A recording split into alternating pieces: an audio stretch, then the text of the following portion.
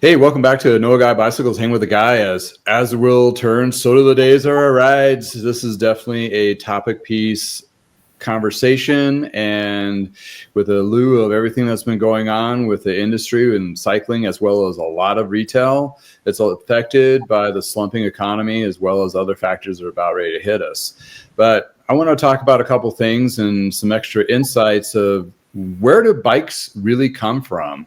So with that particular topic, I'm going to bring in our local favorite, which is now moved away, not so local, but John Bradley. Today's show is brought to you by Medem Bikes, where you can find bicycles that won't break the bank. Great brands like Univega and Vin Diesel, but give you a good quality, safe ride to be able to do those extended rides and get into cycling. You'll find a link below with added savings to extend that adventure starting now. Morning, John. How you doing? I'm good. I'm local in my heart. Yeah, local enough, right? Or as my mom learned in Girl Scouts, which I just always blows me away, but she learned this little chant. It's Colorado born, Colorado bred. When I die, I'll be Colorado dead. So, oh, that's a good one. Yeah. Yeah, because, I will probably end up here wherever I end up. Yeah. I always wonder about a Girl Scout leader leading that little chant. I'm like, okay. Oh, okay. Sounds good. Yep. Well, you've seen the latest articles and stuff, and John has been part of the cycling scene for over 50 years, and in that ventures of being in the industry, from bike shop to representing bike companies to actually working at Trek and various other companies as a product manager. He has some very good insights, more than a bike shop guy like me at the front lines. I hear a little bit, and I drink a little bit of Kool-Aid, but he drank about a gallon, and he knows all the insights and everything. The topic we're talking about, where the bikes come from, and to understand the effects of a current state of the state, this is where one of the leading pieces of the puzzle needs to be understood before you can really understand how it really affects what's going to go forward. So without further ado, we're going to talk about this article. It is an MSN article, and I'm going to bring it up here. So, John, you had an opportunity to read this article yourself, and where are bikes made? And the leader of this article was kind of like things that the industry doesn't want to tell you. First, like your 1 minute elevator observation of this. What is your thoughts? And we'll go into each individual line item after that. Well, I think every brand is trying to protect its brand and an idea and of who they are and what they represent, and so they're trying to protect that. They're also trying to protect wherever they're getting stuff built. Things can be learned about different brands by visiting different factories. So there's a number of aspects that they kind of try and keep it hidden. I mean, I remember even before I became a product manager, when I was a Trek rep, I walked into a big store in Denver and heard this guy on the floor goes, "Well, that Raleigh and those Treks, they come out of the same factory, so it's the same bike." And that's not true. I felt even stronger that way because when you go to a factory, they execute your design, like your centerline drawings, materials, features and stuff like that on the bike. So that always kind of irked me a little bit, but it's, they're trying to protect the brands. They're trying to protect the idea of who they are in the consumer's mind. I guess with, in terms of keeping it secret, I don't know, you never really want to talk too much about it. It kind of distracts from maybe going, is this a good bike or a bad bike, sort of thing. So, well, the article, it's a really good written article, and it's a lot of pieces to it, which they reference, different articles and data points within this particular one. But it does come up with a great question: is where a lot of these companies like Trek and Specialized, the big ones, they are built overseas, majority of them. And then we have a lot of these companies doing OEM products building them up, and as well as they have their own manufacturing lines. But one point that I came across is it is a lot more deeper than that. It goes to the point where's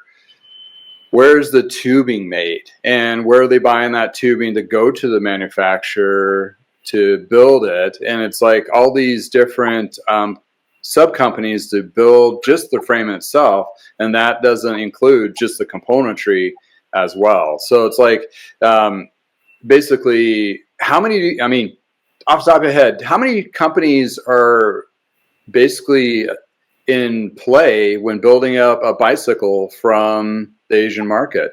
What do you think? Boy, it's, I'm going to have to beg a little bit of ignorance here, because it's been a while since I've wandered around Taiwan and or China. I think part of the thing, it's interesting. You look at a place like Taiwan, and there's a lot of subcontractors. Back in the days of steel and aluminum bikes, like there were factories that would particularly do the rear end of the bike, the seat stays and chain stays and dropouts. Those would come into the main factory, get welded onto the main triangle. It's a little different now with carbon. Carbon, I think there's less of that subcontracting, because a bike frame is pretty much one piece. I mean, they might sub out somebody to make if it's got aluminum dropouts or something like that, there might be some pieces. But again, I'm kind of guessing, because it's been a while since I was wandering. I'm looking at it, but I do remember being one of the more impressive factories back then was Giant, because Giant was actually making their own carbon stuff in the factory. They were actually making sheets of carbon fiber, weaving it in the factory. It was I'd never seen that before. Typically, that was somebody would supply that to a frame builder, but Giant was more of I guess you'd call it an integrated production line. So, yeah. Well, yeah, not just to the frame itself, and those, through a OEM contract through Checker Specialized or whoever, they have, they try to protect the design and geometries and all that makes the frame different. Well, and part of the agreements, you when you make an agreement, you go to Taiwan or China, and the agreement is this information will not be shared. If somebody's not going to get a look at your design drawings, or what they can, you can figure a lot of that stuff out after the fact. But I don't think the companies are in the habit of sneaking around too much. I mean, there's probably some of that goes on, but you're just trying to make the best product you can in the best place that you can make it, is typically what I was after. So. Well, that's great insights. And then you got the whole componentry layer of it too, from either SRAM or Shimano or whatever you want to put on there to build up these bikes. So it's not just the frame or fork; it's everything else. And I see that this article is a huge enlightenment for me. Reason being is a lot of those companies that I knew of or heard of back in the 80s and 90s and the 2000s, there's been a drastic shift of different companies moving to different countries, but they're the same company, which I didn't really know that before. Now is kind of the hard layer to kind of crack on just Google searches, because you just can't really find the stuff readily available. And obviously, customs has to record truck product coming from Cambodia or Specialized coming from somewhere else. So there's a breadcrumbs per se for people to pick up how many units and so forth, but this is not regularly divulged. And looking at, I'm getting bike boxes from a local truck dealer to box up my frames and bikes that I sell used. And I've been noticing over the last 2 years, Cambodia has been stamped on the box. So there alludes that the company, it sounds like the company that's owned owner is in Taiwan, but yet they have a big facility in Cambodia, in which there's some data points where they've had a pretty huge, significant increase in the last couple of years of bike production. So do you have any insights of those companies branching out and using, do you think just it's cheaper to build it there? Or was it also not just cheaper to build it there, but they have less barriers to cross when it comes to tariffs and taxes and everything else? Well, basically, that's it in a nutshell. I mean, you're always looking to produce, have the least amount of cost, to give yourself the greatest amount of profit. You look at what has happened to, I guess, and I'll use this term loosely, the American bike industry. I mean, Schwinn used to be built in Chicago, and for various reasons, I think some of it strategic on Schwinn's part, but a lot of the components drove them to find production elsewhere, and competitively, they felt they had to go initially to Taiwan, and Schwinn's first venture into Taiwan was with Giant, and then it's kind of interesting because so it's less expensive to produce that bike and ship it back to the United States than producing it in Chicago or actually in Mississippi, which is, I think, where actually I know for a fact that Schwinn had a factory in Mississippi for a while because they were chasing lower overhead, from the Midwest down to the South, and then they moved all the way to Taiwan with Giant. But then you see production moving into China, and Giant actually started building a factory in China when I was with them. In fact, we went to their facility outside of Shanghai, which was an amazing plant. But that's what happens. And then, as the tariffs came up against China, then they started going, gee whiz, maybe we ought to put a factory down in Cambodia or Vietnam, someplace like that. So that's what's happening is they're just shifting production lines to get lower cost. Yeah, I mean you're right. That's the end of the day is where they can get it the cheapest, and try to protect that margin as much as possible. And we'll get into tariffs in a bit of how it affects these other companies or countries where people like, what? Why are we? But obviously, there's a reason it's on somebody's red flag or a radar anyway to red flag it.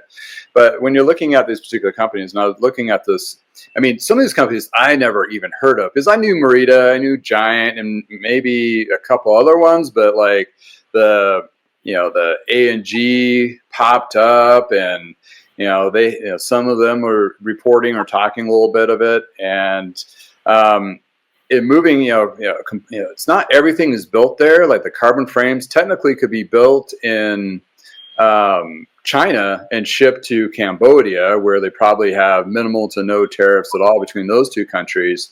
And then the frame and the bike can be assembled and painted and all that in Cambodia, and then boxed up and shipped to the States and add another layer, of complicity to it. You add like, we need to get component for Shimano. Either that comes from Taiwan or Japan or whatever else. But these companies that they may necessarily report that they're building bikes for these particular companies, but over the years they'll have those brands slapped on their websites and kind of divulge what they are embedded with. Although those companies are saying, "Oh, we really don't do OEM product," which is kind of interesting. But I mean, when reading this article, are you familiar with those newer manufacturers, or are they pop up in the last 15, 20 years? No, those are since I stopped traveling as frequently to Asia. It doesn't surprise me. A lot of these, you think about the carbon fiber industry. There really wasn't much of one in the United States, and people started doing it in Taiwan because there were lower environmental regulations than there are here in the United States. Plus, like I think it was the ugly stick, that fishing pole. I believe that was a carbon fiber pole that got things going. Carbon fiber tennis rackets got things going. And Taiwan for years was like a center for carbon fiber development. So a lot of stuff went there, but then again, they start to chase lower costs going either into China or into Southeast Asia. So, but So I mean, after reading this, I would presume like a lot of the carbon frames, specifically, like we'll pick on Trek because I just know they come from Cambodia. At least the boxes do, and and then they're saying the carbon frames are being produced possibly, or a lot of the carbon manufacturing been shipped to China. Could it be by a good chance that the frames or frame componentry that's carbon being moved to Cambodia for the finished assembly of the Trek or Specialized or whoever brand it may be? it's certainly possible. I mean, you always want to shorten your supply lines if possible. So again, I don't know for a fact that I would think that people would be looking at moving stuff down, or just to make the manufacturing process more simple rather than produce it in one place, box it up, ship it, hope it arrives intact, unbox it, and then assemble it. So Yeah, I mean, it's again, even in the manufacturers or who sells to the manufacturers, the raw materials, the tubing, and that so forth, they are doing the same thing, right? Trying to keep their costs as low as possible, and keeping those manufacturing. So it sounded like in this article that a lot of the carbon building used to be in Taiwan or Merida has been shifted to China. not actually before Merida was a little bit of a latecomer. Giant was doing carbon before Merida. I'm not sure. Well, in my experience working with Merida, so Merida was who was building our Taiwan built bicycles for Trek. Um, they were building steel frames and aluminum frames, but they were outsourcing carbon. Where Giant was actually making, back in the KDEX days and stuff like that. I don't know if you remember those, but they were actually weaving the carbon in house. But no. Gotcha. Yeah. But coming up to, the Merida's release a couple weeks ago of being embedded with Specialized, even though they say they don't do much OEM, but they are technically kind of doing OEM, because they reported a loss through Specialized, which was pretty significant, which also was directly pointing the finger at the retail locations. It was their big piece, but that's a whole completely different Right. can of worms. But looking at Merida going forward, and they have in this article mentioned they had where businesses or bikes being produced in Vietnam and as well as Cambodia. They're really diversifying. I mean, I would assume. I mean, even here in the States, like if you have one place that might be volatile for tax reasons or environmental reasons, and the locals don't like you building bikes in their backyard, then you'll be opening a facility somewhere else.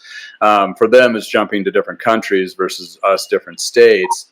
But looking at that, though, there's always been that looming other side of the coin where China has been very aggressive towards Taiwan, and to sustain any kind of disruption of a military attack or any of that nature, having facilities in different countries would probably protect those companies a little bit better. But I don't know if that would be part of the decision, or is it mainly just basically business, trying to do best business practices to make more of a profit? I don't. I think the battle, potential upcoming battle between China and Taiwan, I don't think has been a big factor in sourcing. I think it is now because, when you've got China surrounding Taiwan and doing what they're doing, I mean, it's become pretty real. I mean, it's kind of crazy because the Taiwan Strait is I think it's 90 miles across. And, if you've got supersonic fighter jets and missiles and stuff like that, you can be doing damage to each other within minutes. Yeah. So it's always been kind of precarious and kind of interesting and very complicated. But I think the thing to date, barring, what is the saber rattling that has been going on in the past few months, that has not been a sourcing consideration. If that does happen, God forbid, it's going to have a huge impact on the bike business. A lot of retail. Yeah, There's yeah. so much coming out of Taiwan, not just bikes. Actually, it's the chip manufacturing. I saw one of the things on the news this morning. I think Taiwan is still producing they are the global leader in the manufacture of computer chips. So that impacts everything. So. Yeah, just a side note on that. One of my customers, your buddy, came in, and he's part of that tech world, and he was talking about China makes all the chips, but they ship it to Taiwan to have their steady state drives built or whatever, and then they ship it out of Taiwan to prevent any tariffs on that product coming over. And that's just one small sampling of many other industries that are being affected by this. Yep. For sure. Yep. So a lot of companies, they don't like to talk about their OEM. And as you lightly touched on before, that a lot of companies don't want to, on the showroom floor, they don't want their sales reps and all of that saying, well, this is built in Taiwan or China or what have you. But the insights of that, I mean, I understand it as a corporation or a bike shop company that really at this point is they design it and they market it and they distribute it, but they're not building it as a manufacturer. But they want to keep that image, and that like you mentioned before, that's nothing new, but it is really hard to find any information of what other bikes Merida makes or Giant makes, although they do make other bikes for other companies. Yeah. Well, I mean, for sure they're making a lot of Specialized because Merida owns a chunk of Specialized. I mean, I think that's mentioned in one of the articles this morning. Mm-hmm. I think Giant is, in fact, I think there are a couple places in some of the articles, I think they were saying that Giant is still making Treks, which doesn't surprise me. But it's kind of an interesting thing when you think about it with brands, whether it's bicycles or T-shirts or whatever. I mean, you look at all these brands, and they've gone to Asia or South America, wherever, looking for lower labor costs. Textiles aren't produced here. Any light industry has pretty much left the United States, looking for less expensive places to make their stuff. So the little bike industry is not, by itself in this situation. I mean, you don't walk in and say, well, where is that fancy piece of clothing sourced at? Where's is that from Italy or is that from Asia? Whatever. That rarely enters the conversation. So, I mean, it's just kind of for the developed world, for both Europe and North America, that ship has kind of sailed, so to speak. I mean, there are efforts to claw things back. The EU has actually been fairly successful in reestablishing some bike manufacturing in the EU, which is kind of interesting. A lot in the former Eastern Bloc countries. Yeah, but it's kind of complicated. You think about it too. It's interesting to know who built it, but it's also maybe more important is who designed it and what are the specifications. Do they? I mean, I remember going down various production lines in Taiwan and China, and we were kind of known for stringent standards, and how things were built. Other companies were not, within the same factory. So I'm not sure if that's still the case, but I remember looking at other people's bikes going down the line, and they weren't built as well as the brands I was working for. And that's part of the relationship. Are you there a lot? I mean that's part of the other thing there. If the various companies have people on the ground in whether it's Taiwan, China, Vietnam, Cambodia, wherever, you want to make sure you're seeing things being built. as you want them to do to protect your brand. Because wherever it's built, if it gets here and it doesn't work, there goes your brand. Yeah, exactly. And well, it's really kind of funny that just recently I reached out to one company and just get a little the backstory on them and see what where they're coming from. They're a small niche company. I won't say the name, but I was like, well, where are your frames made? And they're like, it's like a long pause. It's like, oh, they're made in Taiwan. And it's like, oh, is it made by Merida or China? It's like, oh, no, we have a smaller company, but it would not divulge the name of the company that's building their frames. It was kind of like hard stop. And then when I was at the bike show just last week at CABDA in Las Vegas, I asked a couple of the brands, like, well, where you building your frames? And they're like, I'd get Taiwan out of them, and that was about as far as it would go. And it's just, it is a global, the bikes are a global piece. I mean, it takes every little country that builds all those little parts to make up a bicycle. And I mean, it shouldn't be, it doesn't need to be hidden that much, but there's that stigma of people, like you mentioned, like really they need to focus on, is the company a good company?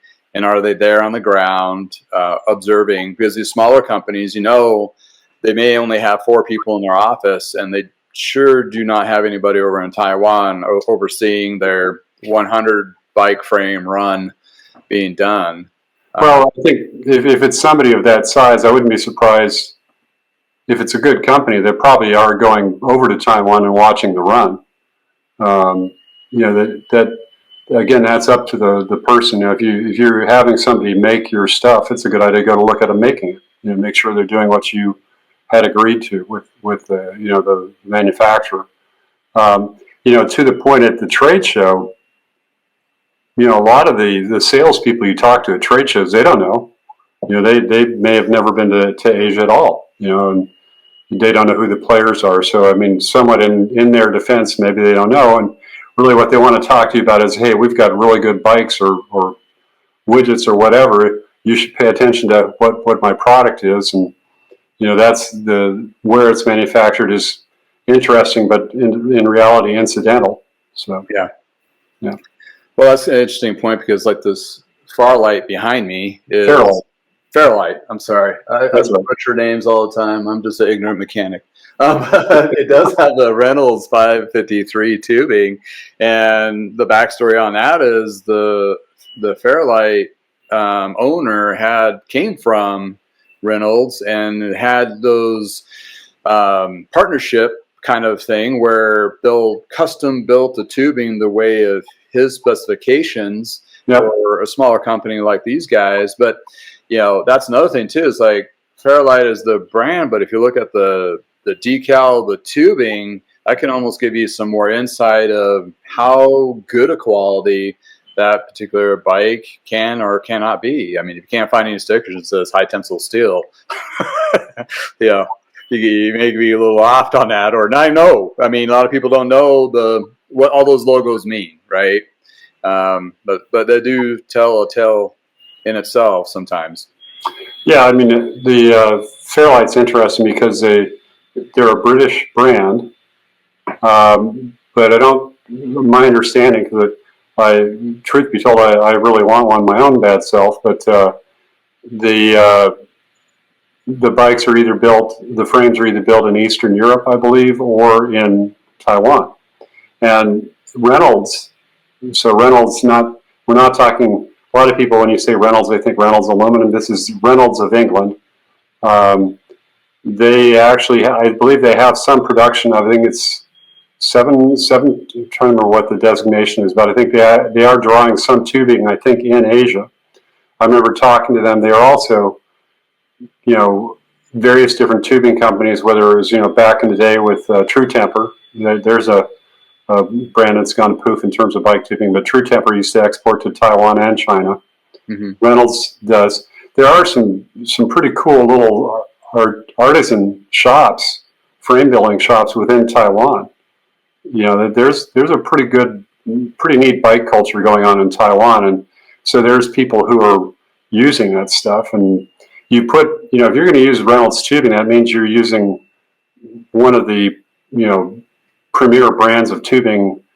I'm showing my stripes as an old steel bike guy, but it was Reynolds or Columbus, back in the day. And it was funny. I've often thought about, we'd get into these silly debates about, which one's better when they're both really good tubes. I mean, you typically put it on there to say this is a brand that adds to our brand and makes things better. Trek used to, back in the day, we had True Temper tubing, we had Reynolds tubing, and you put it on there because it added value.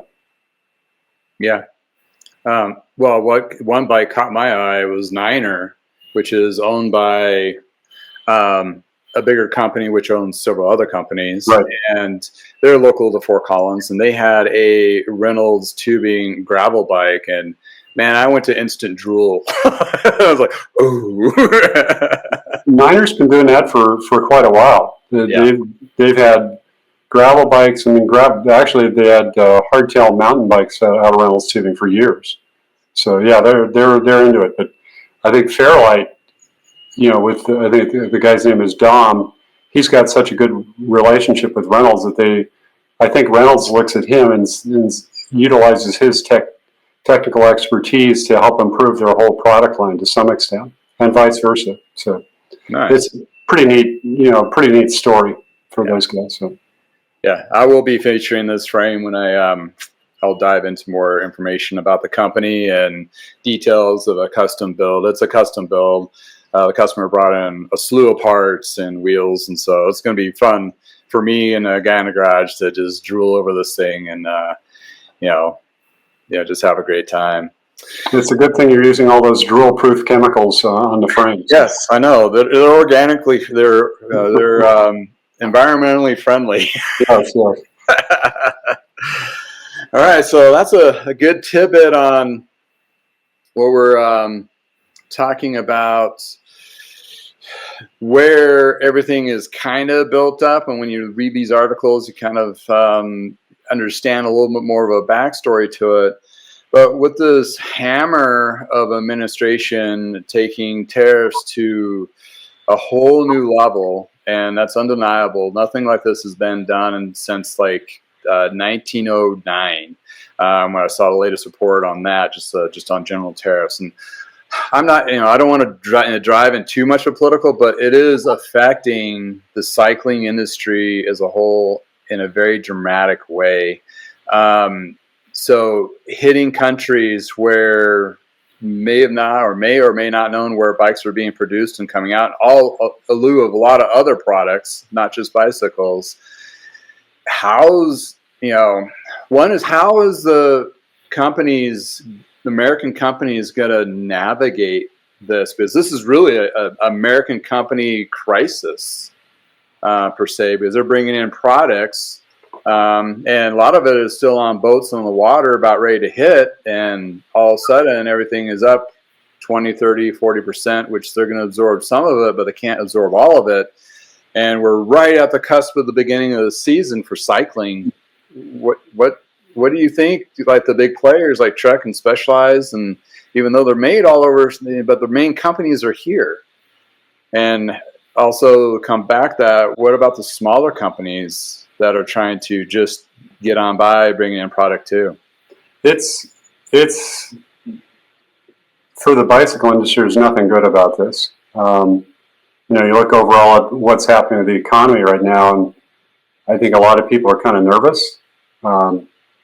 And so there goes, they're going to hold on to their, maybe they're not going to buy that new bike or those new, snazzy new set of wheels or whatever. It's a chilling effect in that regard. Pricing, it's complicated because you have a number of companies with different sources of production for whatever they're building, frames or tools or whatever it is, and you got to figure out, you got to adjust your pricing now to whatever the tariffs are on it. It's hard. I mean, I think the thing I was thinking about a bit also is a lot of these companies are still reeling from the pandemic and the inventory problems and all that. And it's like, oh boy, I hope everybody survives. I don't know if everybody will. It's going to be some hard riding on this one.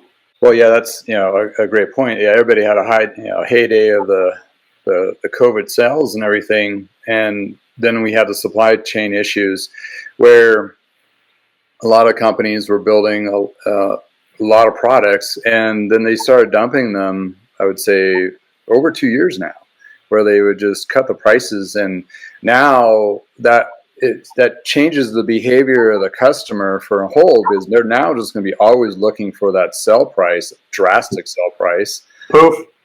Yeah, and now, and I've heard rumor of like having 5 years worth of inventory in stock and trying to cut through that. And at some point they're going to just not have the right stuff. It's going to be the wrong stuff, and still need to bring in certain product to fill in that line and reduction. And then you have companies like Trek, Specialized, and Pond, which owns Mike Bikes.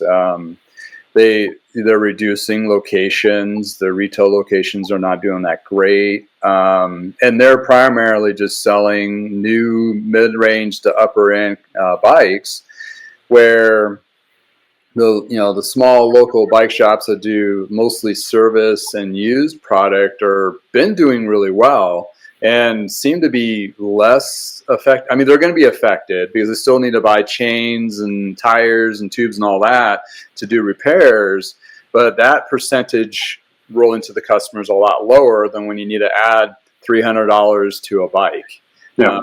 So I can see the local bike shops are really heavy in service and used, and that's going to be going forward, and successful already for the last 2 years, where a lot of shops, corporate shops or more branded boutique shops, have been struggling, are going to be affected.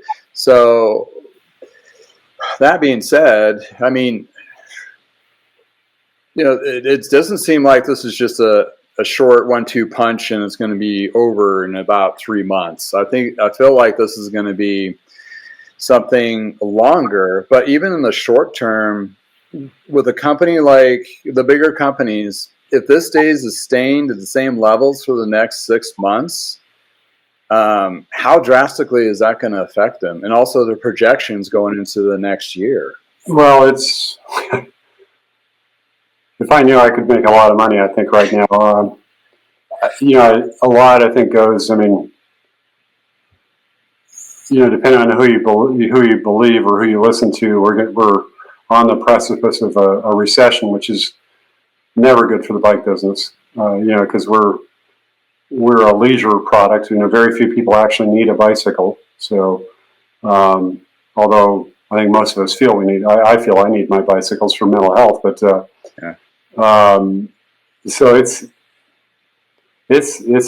not good, and it's not. One thing, it's not going to bring the bike business back to North America. It's not going to bring furniture business or textiles or whatever. None of it's going to bring that kind of thing back. I think they're probably looking at bigger ticket items or whatever, cars or whatever. But meanwhile, we're kind of cast to the winds. So.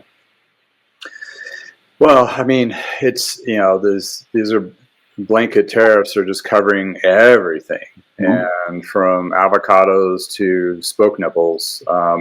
It's going to be a rough go, and we like you mentioned, they've already had a rough go for the last 2 years, and this just does not add any hope. But the lead time. Well, what is the lead time on any kind of adjustment? Like this is hit, and how further down can they adjust? That depends on what they currently have in stock. Because if you have stuff in stock, then that's a good place to be. That's paid for and that type of thing. If you don't, you're going to have to adjust. I would think people adjust almost immediately.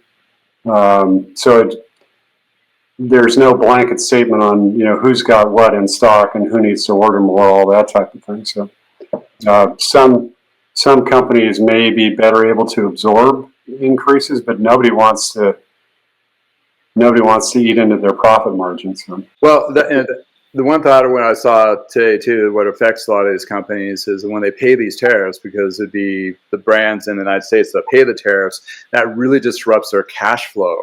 Oh, yeah. So their financing portion just gets disrupted vastly. And if they already have cash flow issues and still owe a lot of manufacturers money and invoices. I got to push back a little bit on that, because up front they've got to pay the tariffs, but you know who's going to pay the tariffs? It's you and me. Yeah. You know, that's the reality, because they're going to push prices up, and that's, you know, ultimately what always happens is the consumer gets it in the end. So. Yeah, exactly. Well, any other insights of the current state that? Well, I would say keep right the linings in there. Well, all of us, almost all of us, you and me and most of our viewers have bicycles, so I'd say get out and ride your bike. It'll make you feel better and maybe take your mind off of all those for a while. So yeah, go for a ride and just let it go. Yes. Remember what's good in your life. You know, your bike, your friends, your loved ones, all that. So. Exactly. I mean, it is still an opportunity for those who are still shopping or feel comfortable shopping to buy some of those deals. They are out there. Our buddies up in Wisconsin, Will and Sprocket, they're coming up on their massive sale that they're brought back. Yep. And I just had an email with Noel today, and he seems pretty optimistic and excited. Their team's excited for it. And they are bringing in a trade-in. I don't know if they've done that before, but I'm pretty sure they probably did. But they're doing more heavier on trade-ins, trying to capitalize or trying to acquire a lot more used product to help with this adjustment. So that's where I think a lot of shops are going to be leveraging. Also, that was some big topics at the show, actual talks where they had industry people talk about what do you do? Well, leverage used bikes and service was the two silver linings or light of the tunnel for us to navigate, and which is kind of interesting because that's what I've been doing for the last 5 years and pounding the sand going, this is where it's at. Yeah, no, you were ahead of your time, Justin. Oh, by accident. Well, John, thank you for all your insights of decades, and I hope to have a follow-up in a few weeks here, and hope the weather's a little bit warmer so we both can get a little bit riding, because it's apparently snowing out here in Colorado today, so hopefully we'll have warmer weather. Yeah, I think you will. Well, thanks again for hanging out with me and hanging out with me in the garage. And until next time, if it's nice in your neck of woods, please go for a ride. You too. And ride your bike. Ride your bike. All Thanks right. for joining us. Yeah.